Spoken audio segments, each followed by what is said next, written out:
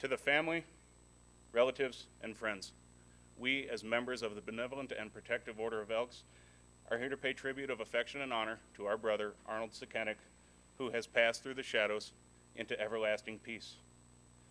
At this time, we should pause in thoughtful review of the principles we uphold. The faith we follow teaches us to live in bonds of charity with all mankind. To do justice to one another raises the standard of human excellence everywhere. Brotherly love is a torch that sheds light upon the pathway of life.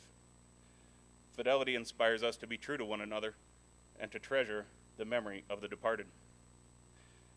In fraternal recognition of the part borne by our brother in our work and bowing to the decree of an all-wise God, I ask you now to listen in reverence to the chimes of the hour of 11, with us, the hour of remembrance.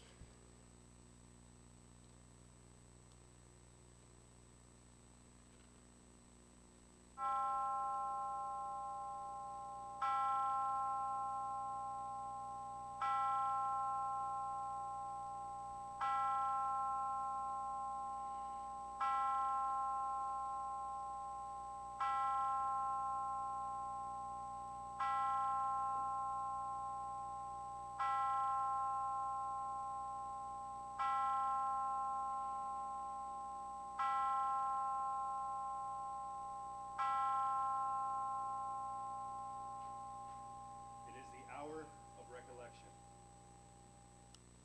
The chaplain will lead us in prayer.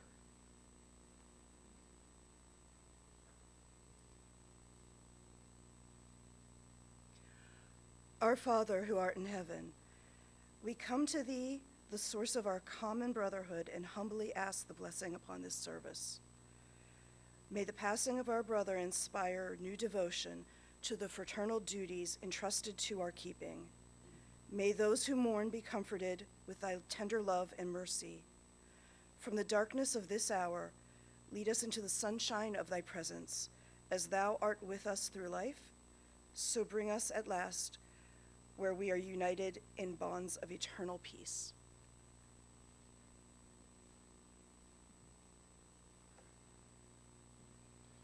The esquire will call the name of our departed brother.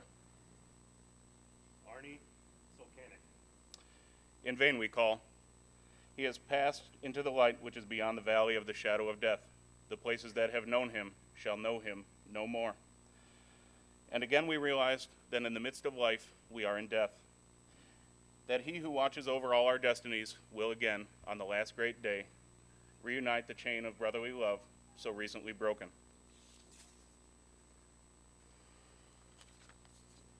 Esteemed leading knight, in summing up the life work of our departed brother, what record shall be made in the name of charity? I testify to his faithful adherence to the cause of charity. Esteemed loyal knight, how shall his devotion to justice be measured? As the just deserve justice, I declare that he is faithful to justice. Esteemed lecturing knight, representing the principles of brotherly love, what is the testimony from your station? By the fraternal ties that bound us to him, I declare him faithful to brotherly love. Lodge Esquire, what is your tribute to our brother's patriotism? He who loved his country's flag has not lived in vain. This flag is first in our hearts as loyal Americans and guards our altar as loyal Elks. May its clustering stars and streaming light guide the immortal soul of our departed brother on his journey through eternity.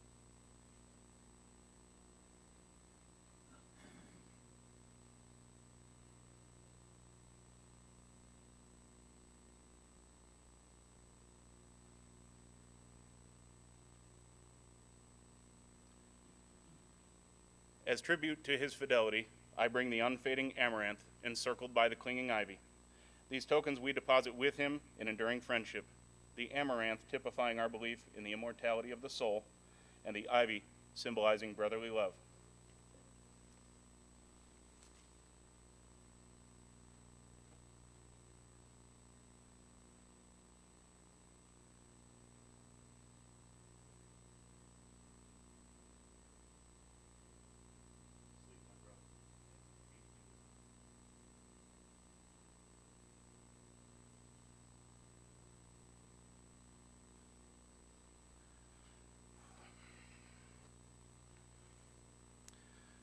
My friends, the incident of death is not more mysterious than the incident of birth.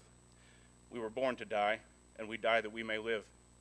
This philosophy of human existence remains unchanged throughout the passing centuries. The birth of an individual does not greatly impress us, but when death invades our ranks, we are appalled. It is not life that causes us to pause, but loss of it.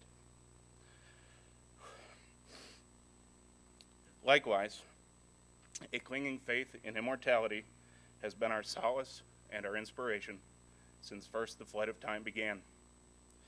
Although a natural and inevitable event, when the final summons comes to those we love, it does so with a blow that seems to crush our hearts. We think gentle thoughts, we speak tender words, we halt, we reason, we wonder, and with faith we become reconciled that death is not the end, but a beginning. In this simple and reverent ceremony, it is not my purpose to deliver a personal eulogy of our brother who no longer answers when his name is called. Arnold Sukenik was an American citizen, responsive to every duty of citizenship and brotherhood. He took his vow before the antlers. He attested his obligation upon the great book of law. He pledged allegiance to the American flag. True, our brother has journeyed away from us. His dream ship, frail or staunch, has sailed to another shore.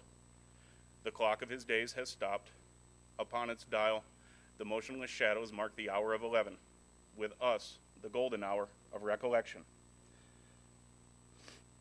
Whatever may have been his accomplishments, we are his treasurers. We will cherish his good deeds, forget his faults, and inscribe his name on the tablets of love and memory. As he was true to us, let us be true to him. Speaking for the surviving members of his lodge, I say goodbye. Goodbye until the hour of 11 shall regularly return. Thou art I, and I am thou. Thy name shall never be forgotten.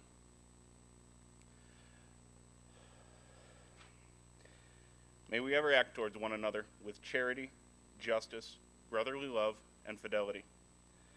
Members, I now ask that you pay tribute to our departed brother by leaving with him the clinging ivy, symbolizing brotherly love, after which this elk service will be concluded.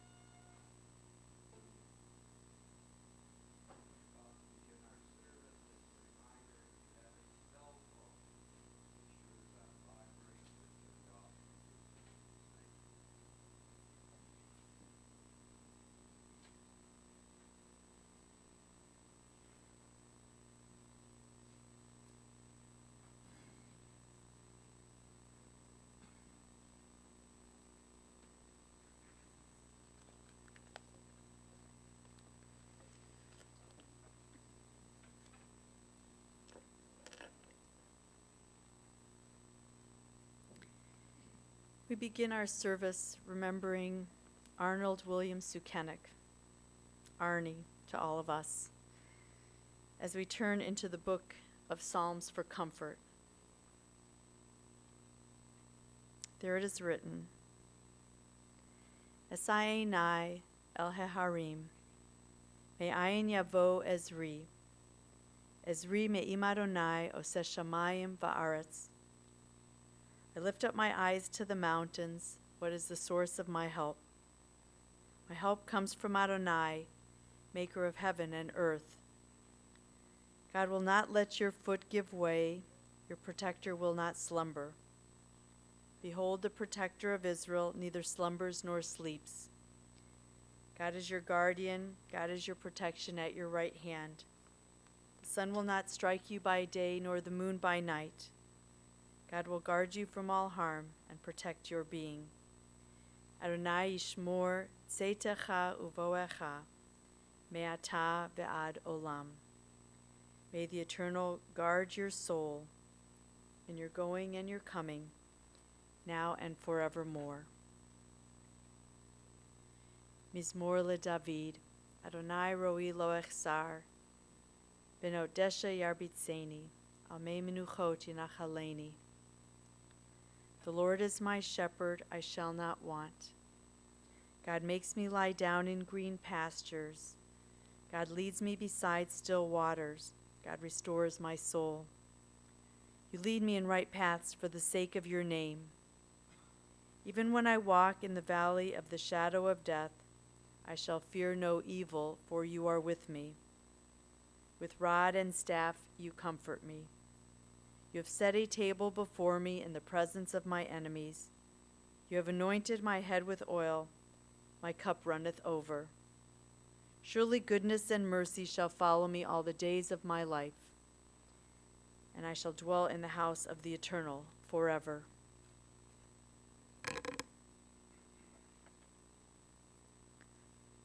Our tradition teaches us, birth is a beginning and death a destination.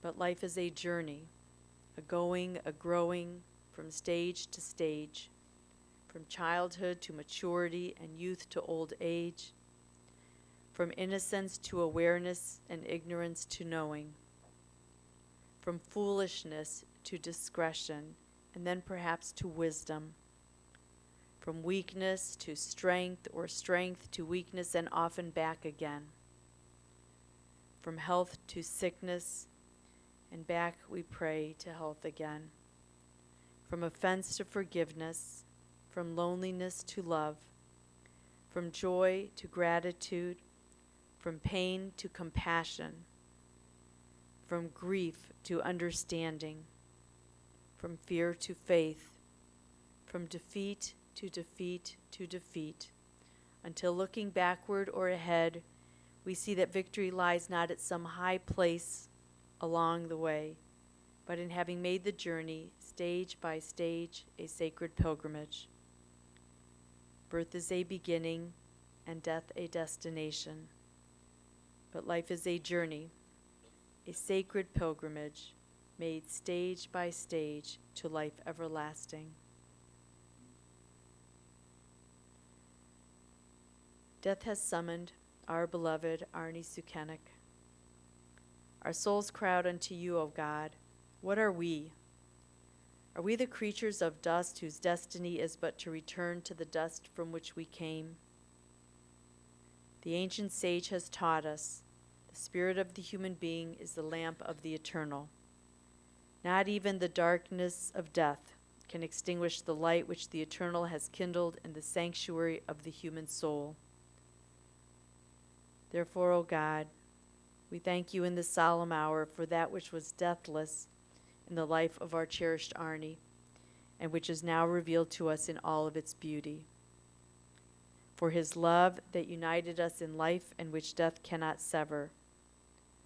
For his companionship which we shared along life's path, and which still continues through the tenderness of memory. For the gifts of his heart and mind, which brought us joy and happiness, and now have become a precious heritage of the Spirit. For all these and more, we give you our praise. Grant unto us, O God, the strength of all the generations of our people, who in the face of bereavement proclaimed, Adonai Natan, Adonai Lakach, Yehi Shem Adonai Mevorach. God has given, God has taken away. Still, blessed be the name of God. An ancient people, we are well acquainted with grief and with the valley of shadows. Death and sorrow are not strangers to us, yet the centuries have taught us that a good name endures beyond the grave, and that there is strength in faith. With Job we say, Adonai Natan, God, you have given. You gave us a loved one who will not be forgotten. For all that was good and enduring in Arnie's life, we offer the deepest thanks of our hearts. Adonai Lakach, God, you have taken away. We pray for the strength to turn our broken hearts into an altar of trust, before which we acknowledge your sovereignty and your love, as we now say, Yehi Shem Adonai Mevorach. Blessed be the name of God, now and forever. Amen.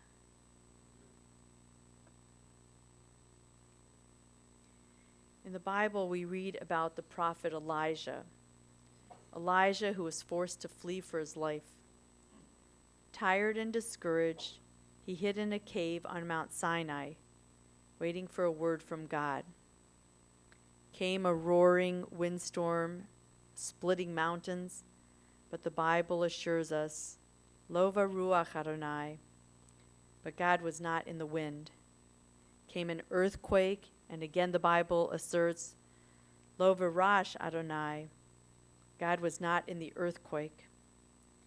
After the earthquake, fire, and the Torah reminds us, Lo va'esh Adonai, God was not in the fire. Then all grew quiet, and there was a kol demama daka, a still small voice, which spoke the word of God to Elijah. There are those who are like a storm, loud and windy, or like an earthquake bringing upheaval and shaking things up, or like fire burning with passion and consuming.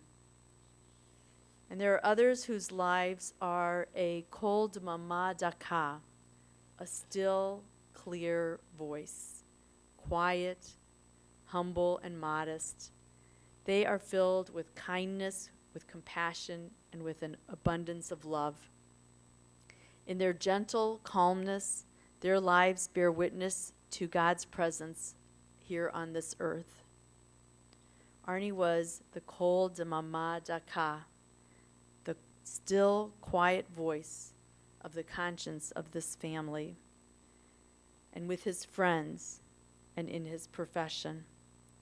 Arnie said more in his silence than most people say with scores of words. The observer of everything. He didn't have to be the loudest person in the room to communicate all the things you needed to know. In the gentle nodding of his head, he said hello and welcomed you as if in a warm embrace. In the meeting with his eyes, he offered encouragement more powerful than cheers. Think also about the wood with which Arnie was so familiar. It came from the quiet of a forest, simple, yet because of its quiet strength, it had integrity at its core. That wood made things sturdy and held up magnificent structures. Arnie was that man who didn't draw attention to himself, but girded the world with strength. Humble and loyal, wise and caring, without fanfare, Arnie asked for little in return. He was simply happy to be the generous spirit who secured your lives by his deeds. with gentle kindness and quality of character. He responded with a silence that spoke volumes about the kind of man he was. Arnie was the eldest of the two sons of Joseph and Blanche Sukenik. Raised in Painesville, in a farmhouse beside the family lumber yard of Colony Lumber, Arnie developed a strong loyalty to family and a deep knowledge of the trade. Along with his brother Lester, they would pull wood scraps to build fortresses above and below the ground that would fortify their relationship as well. Arnie would get that scar on his face from a metal strip that was used for garage doors that once came sliding down his whole body, requiring stitches. His other significant physical scare, was when Lester pushed him toward a second-floor window. But fortunately, Arnie only broke through the first of the double panes. Otherwise, the two boys were pretty much inseparable. Arnie called Lester a tag-along, and even let him come to bars with him and his friends, but made him sit outside on the stoop waiting for him to get older. Arnie was a good big brother, and the two of you were each other's partners through life, and good companions, good complements for each other. After graduation from Ohio University, Arnie came into the family business officially. A few years later, Arnie welcomed Lester back in from the military as his partner. Arnie knew that he could trust that Lester was looking after the books and the workings of the back part of the business, and that they were under good control. And while you wouldn't have thought it of Arnie, you wouldn't have thought it would be his forte, he was the one who understood and dealt with the people. Arnie was the marketing and sales side of the business, and he took to the floor greeting people and taking their orders, helping them to envision their projects, and just being a person who you knew you could trust. While the two brothers played off each other as bad cop, good cop, the two of them never had a significant disagreement between themselves. And the employees always knew, good cop, that they had Arnie as a great support and a patient friend. So much so that even after many of his workers retired, they would still come back to have lunch with Arnie. Arnie and Lester saw each other every day from the time they were little boys, learning the business with their father, through rebuilding it after a devastating fire, through carrying it on until 2009, when they closed the company. And even still, they were there for each other through the seasons of life. And also there for Arnie through their seasons of life was Ginny. While your marriage lasted from 1967 to 1996, your friendship never ended. In those years of raising David and Robbie and Debbie out in Painesville, your lives together were full. There were the day-to-day kinds of everyday living challenges that were complemented by some wonderful trips that the two of you took, even going to China together.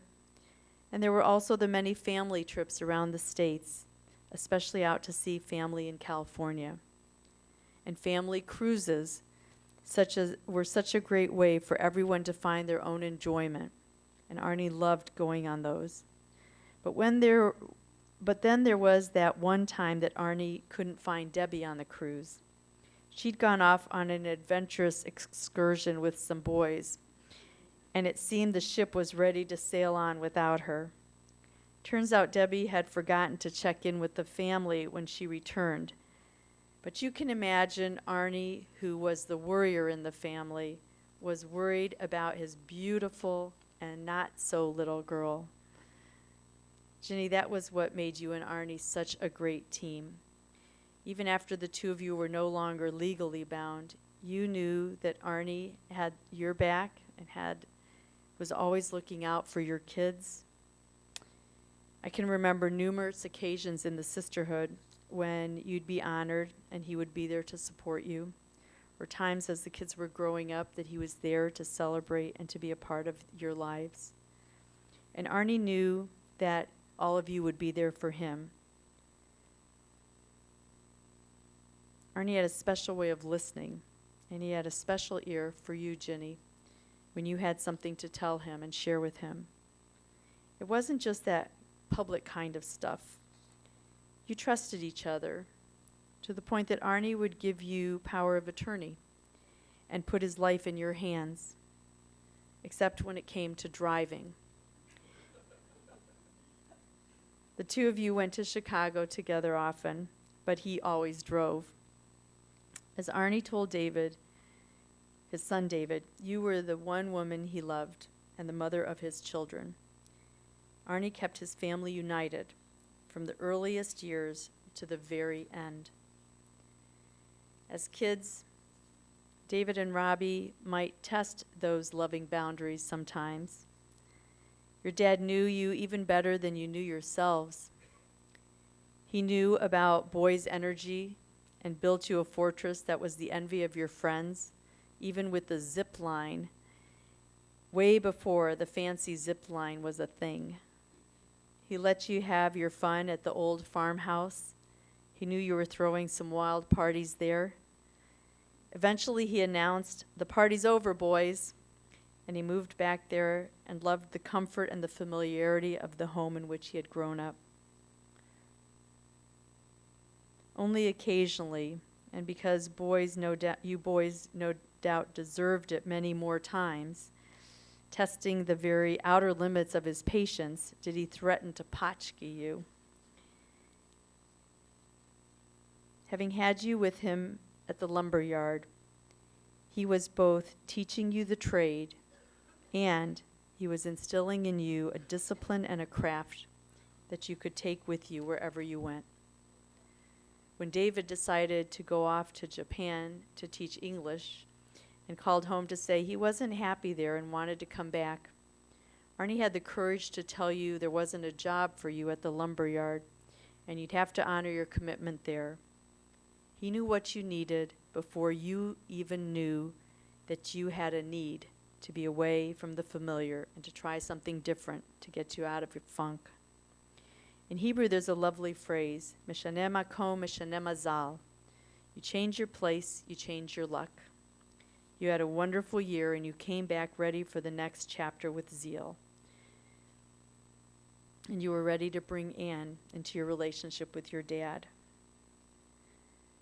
Then when you started to gut condominiums, he became your job superintendent, unofficially, of course. He had a good eye, seeing things that others might miss, and he liked to run those kinds of errands to get exactly the right thing. In those moments, he was sharing with you not just construction concerns, but helping you to develop that clear voice of your father's business wisdom and personal insight within yourself. For Robbie, you also got to work alongside your father in the lumber yard and learn the skills that have helped you as your career took off in construction and as an official superintendent of services. Your dad is that voice that doesn't let you miss a thing, that forces you to go above and beyond. The model of someone who takes care of everyone and everything. He's helped you to understand what being a father is all about. As you and Nicole welcome Nathan and Riley, he's been an example of how to be that special father for a boy and a girl. When together you built the wooden play set for the kids, you had your rhythm. He'd be measuring and you'd be cutting. And when he cut you loose on your own projects, he had your number, and he would pepper you with questions as a way of encouraging you to make sure that you weren't procrastinating or overlooking anything. And in reciprocating that same effort, you made sure you never overlooked or took for granted that special relationship you had with your father. Debbie, you had that unique father-daughter kind of relationship from the time you were a little girl. I remember your dad walking you into temple so many times to make sure that you were in safely. It was in those car rides to school with your girlfriends where he'd hear you jabbering that he came to know and appreciate the whole gang of your friends. And later when it came to driving, he wasn't so sure about that, but even more so, he wasn't so sure about letting you go out on your own. You followed in his footsteps to Ohio University. Then just before you went in your own direction to Chicago to start your life with David, you and your dad shared an amazing cruise to Alaska, where he didn't lose you this time. Walking you down the aisle as a bride, as you were about to evolve into your next phase of your world, Arnie had every confidence in you and in you and David that you would create a beautiful life together. At the baby namings for Will and Kate and Joe, I'd often get to sit next to Arnie as we had a little something to eat. Clearly, he held a quiet admiration for the mother you were becoming and for the children you were raising. And he liked helping you and David to create a beautiful home.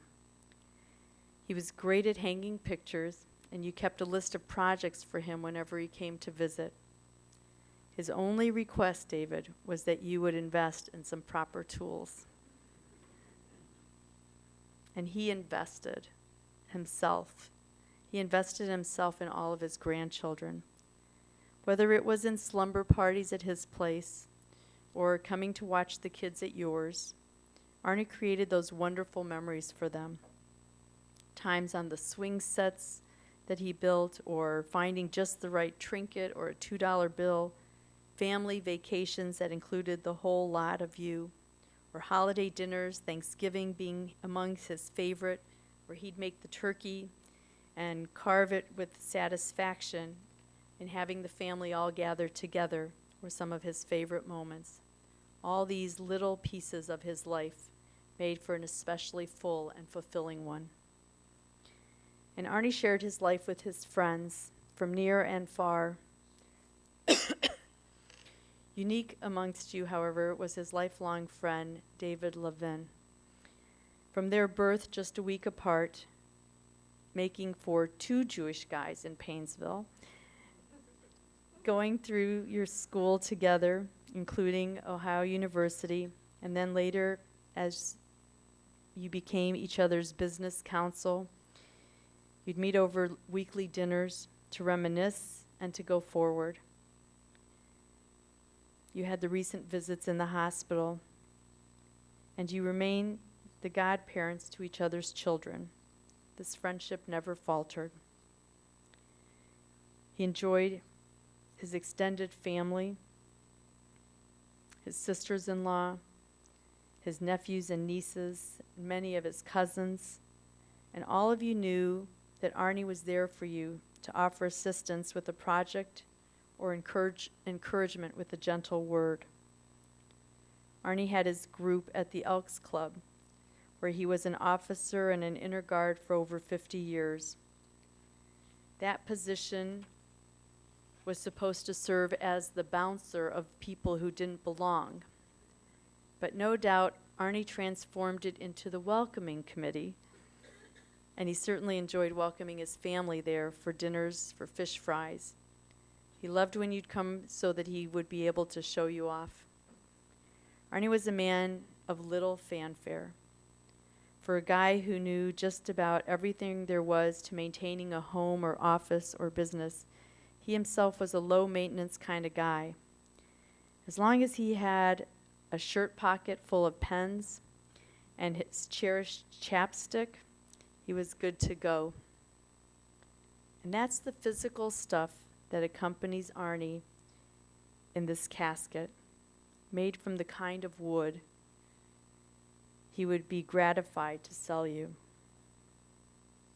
But in this moment, it's we who take out our metaphorical pen to write into our hearts the name of a man who made a difference in our lives. It's we who smear that kind of chapstick all over our lips, knowing that his words of encouragement will continue to be our guide. And it's we who will touch wood grateful for the strength that Arnie has been in the lives of those he loved. A quiet man with no wind, no earthquake, no fire around him. Arnie lets you know quietly that he cared about you and that he set a high standard for the quality of life he wished for you. In this moment of our parting, his still, clear voice, his kol de mama daka, becomes our still, clear voice within. May the memories we cherished of Arnold William Sukenik be the quiet voice of our conscience, shielding us from life's storms and helping us find a gentle calm in our lives as we join with the sages to declare, Zecher Sadik Livracha, may his righteous memory be our blessing. Amen. I'd like to invite his daughter, Debbie, to come and share a few of her memories with you.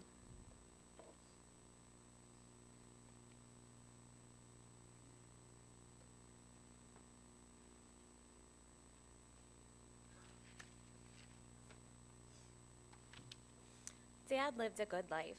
He respected and cherished us all and held to old-fashioned values which helped make us who we are today. Dad was a straightforward man who demanded little from those around him and who expected only the best for us, his family, which was always his top priority. A true family man, through and through. He adored our mom and was always dedicated to her. Dad loved nothing more than greeting his customers at the front desk of Colony Lumber and in his retired life, Commonwealth. Work was what made him tick and gave him purpose in life. Dad could relate to people from all walks of life. He was an empathetic man. He valued character, always looking for the good in each person, and he usually found it. Through the many, many years of working and carrying on the family business, he showed us setbacks can only strengthen. Dad knew how to be a true and loyal friend. He honored his friendships with his gentle and generous soul. His best friends have been friends for a lifetime, and he valued them dearly. Dad devoted over 50 years to the Elks and always looked forward to Friday night dinners there, especially when we all joined him and he could show us off. He had an enormous capacity to give of himself. Many friends of ours would tell you that Dad became a father figure in their life. He listened and he consoled. He was their friend and mentor. Dad taught us what it means to be a wonderful father, the best uncle, and even a better papa. He encouraged and comforted, but he never steered.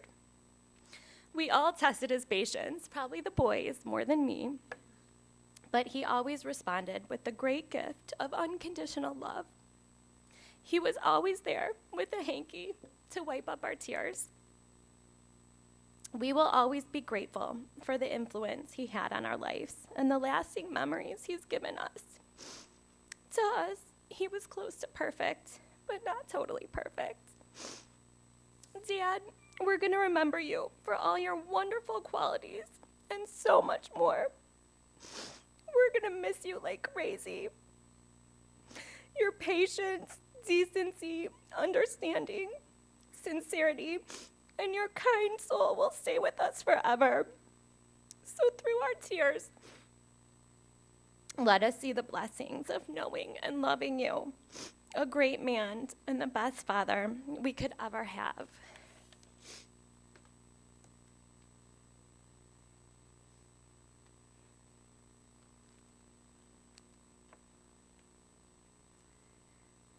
Each of us has precious memories of Arnie, places we shared, thoughts we shared together. We take a moment now as we silently compose the eulogy of our own hearts.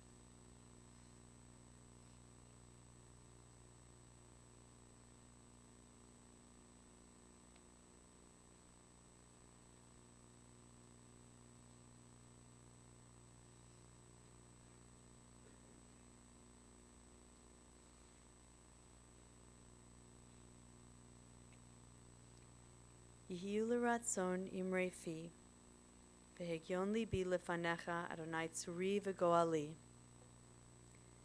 May not only the words that we speak, but even our most precious meditations and private memories be acceptable to you, our God, our rock, and our Redeemer.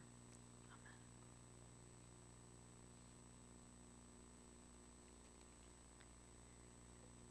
We ask God to accept Arnie's soul with the words of El Malay. Please rise.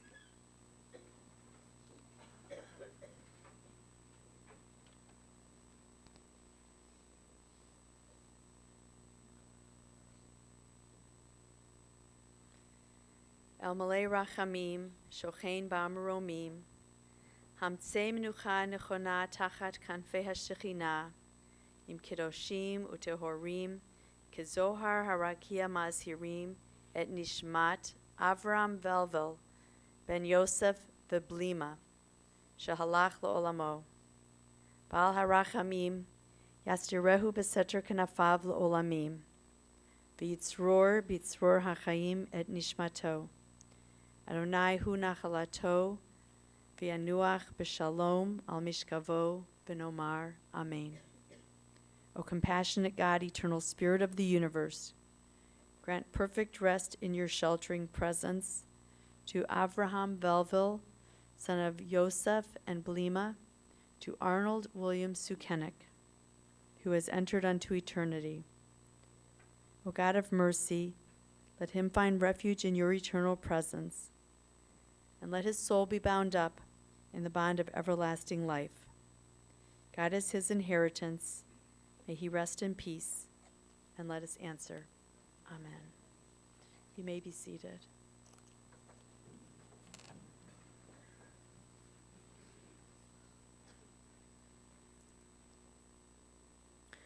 Our service continues at the Mayfield Cemetery, and the family invites you to join them shortly thereafter at Acacia Park Drive, 2202 Acacia on the Greens reception room. They'll be there today following the service until 8 o'clock, and tomorrow from 1 to 4 and 7 to 9. Friends who wish may contribute to the Leukemia and Lymphoma Foundation or the Painesville Elks.